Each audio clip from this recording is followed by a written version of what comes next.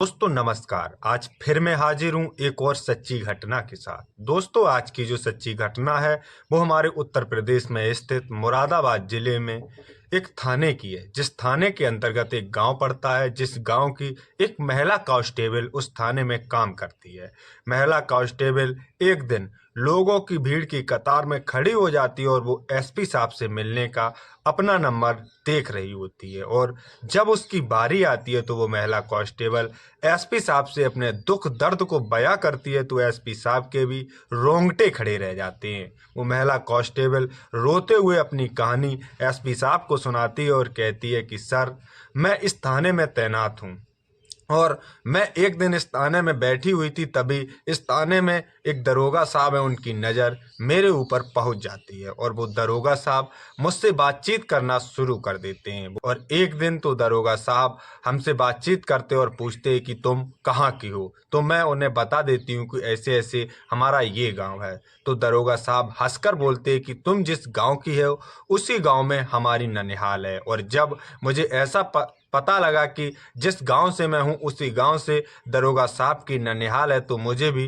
थोड़ा अच्छा लगा, क्योंकि इतनी दूर जब हम कोई अपना मिल जाता है तो ऐसा प्रतीत होता है कि कोई अपना ही मिल गया। इस बात को लेकर मुझे भी बहुत खुशी होती है और दरोगा साहब प्रतिदिन हमें किसी न किसी बात को लेकर हमें अपने साथ ले जाना शुरू कर देते हैं। और दरोगा साहब कभी हमें घर तक छोड़ देते थे, कभी कहीं तक। एक दिन दरोगा साहब कहते हैं कि तुम्हारी रात में ड्यूटी लगी हुई है और मैं तुम्हें तुम्हारी ड्यूटी तक छोड़ दूंगा। और उस दिन दरोगा साहब मुझसे बातचीत करके मुझे अपनी ड्यूटी पर पहुंचा देते हैं। और धीमे धीमे उनका आचार विचार मुझे ठीक नहीं लग रहा था, क्योंकि वो प्रतिदिन हमसे कुछ ऐसी बातें किया करते थे जिससे मुझे कुछ ठीक नहीं लग रहा था। इस बात को लेकर एक दिन दरोगा साहब मुझे अपनी चिकनी चुपड़ी बातों में फंसाकर अपने रूम पर ले गए और वहां पर वो मुझसे नज़दीकियां बनाने लगे। जब दरोगा साहब मुझसे नज़दीकियां बनाने लगे तो मैंने उनसे बहुत रोकने की कोशिश की, लेकिन वो कुछ नहीं कहकर हमसे कहने लगे कि कुछ नहीं होगा, सब ठीक है, अगर कुछ गड़बड़ होगा तो मैं तुमसे शादी कर लूंगा। इस बात को सुनकर सर मैं चुप रह गई कि अगर कुछ होगा तो दरोगा साहब मुझसे शादी कर लेंगे।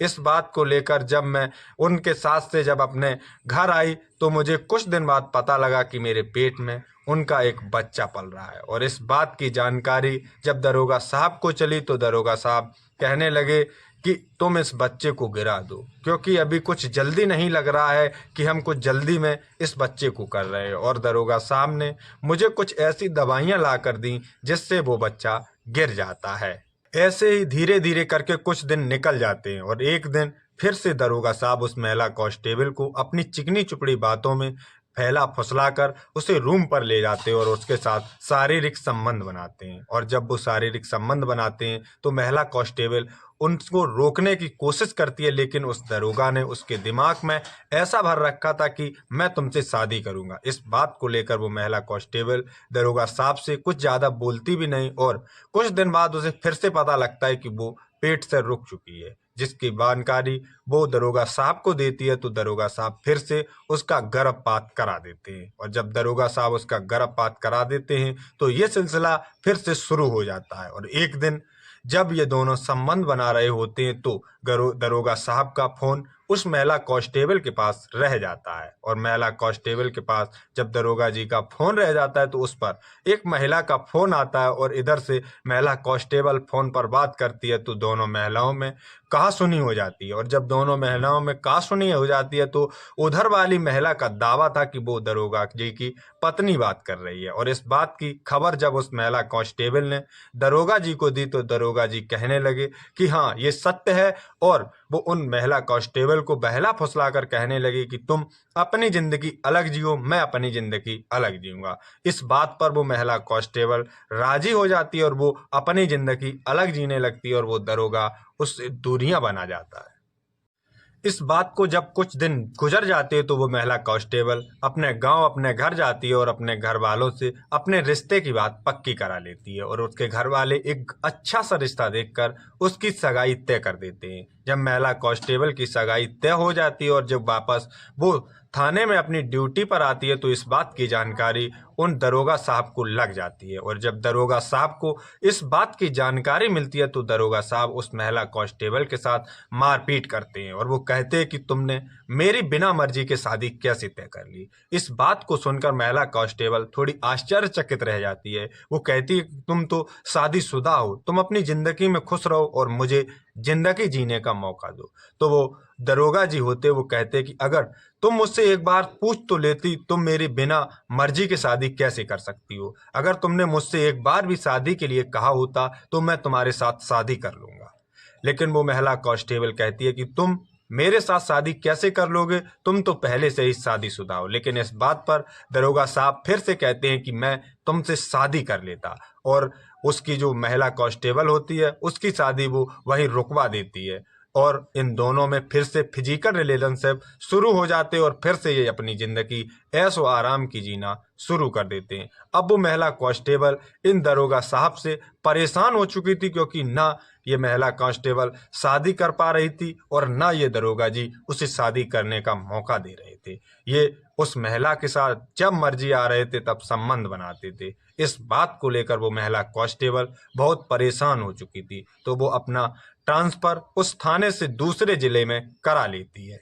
जब वो महिला कांस्टेबल दूसरी जगह अपना ट्रांसफर करा लेती है तो एक दिन उस थाने में भी उस महिला कांस्टेबल के बहुत तेज पेट में दर्द उठता है। और जब वो महिला कांस्टेबल अपने पेट का चेकअप कराती है तो उसे पता लगता है कि वो तीसरी बार मां बनने वाली है। और वो इस बात की जानकारी उन दरोगा साहब को देती है तो दरोगा जी कहते हैं कि जैसे तुमने पीछे 2 बार ये गर्भपात किया है, इस बार भी कर दो। इस बात पर वो महिला कांस्टेबल थोड़ी गुस्से में आ जाती है और कहती है कि मैं ऐसा नहीं करूंगी, तुम चाहे कुछ भी करो। वो दरोगा पहले तो इसे समझाने की कोशिश करता है, लेकिन फिर गुस्से में आकर कहता है कि मैं तुम्हारे जितने भी वीडियो फोटोग्राफ्स हैं अश्लील, वो सारे सोशल मीडिया पर अपलोड कर दूंगा। लेकिन वो महिला कांस्टेबल कहती है कि अब चाहे तुम कुछ भी करो, मैं इस गर्भपात को नहीं गिरा सकती।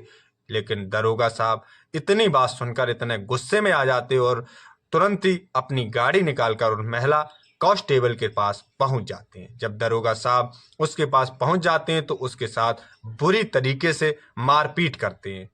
दरोगा जी उस महिला कांस्टेबल के साथ मारपीट करके वापस अपने घर चले आते हैं और उन्हें यह बात सोचने में थोड़ा टाइम लग जाता है कि अब वो करें तो क्या करें। लेकिन इधर वो महिला कांस्टेबल अपने साथियों से इस बारे में बातचीत करती है तो वो साथी लोग इस महिला कांस्टेबल के ऊपर दबाव बनाते और इसे समझाते कि तुम्हें अपनी ये बात एसपी साहब से रखनी चाहिए। तो वो महिला कांस्टेबल इस बात को लेकर एसपी साहब से अपनी गुहार लगाने को पहुंच जाती है। हालांकि ऐसा नहीं है कि उस महिला ने पहले उच्च अधिकारियों से इस बारे में बात नहीं की होती है, लेकिन उसने की होती है, लेकिन कोई भी उसकी सुनवाई नहीं होती। तो वो महिला कांस्टेबल अपने सारे दोस्तों के साथ अपने चाहने वालों की बात मानकर एसपी साहब से इस शिकायत को लेकर पहुंच जाती है और ये सारी कहानी अपनी एसपी साहब के सामने बयां कर देती है। एसपी साहब इस कहानी को सुनकर उनके रोंगटे खड़े हो जाते और वो तुरंत ही महिला थाने में फोन करते और कहते कि इन महिला कांस्टेबल की एफआईआर दर्ज की जाए। और तुरंत ही उस महिला कांस्टेबल की एफआईआर दर्ज की जाती है और संगीन मामलों में अपराध दर्ज करके उस दरोगा के खिलाफ कार्रवाई की जाती है।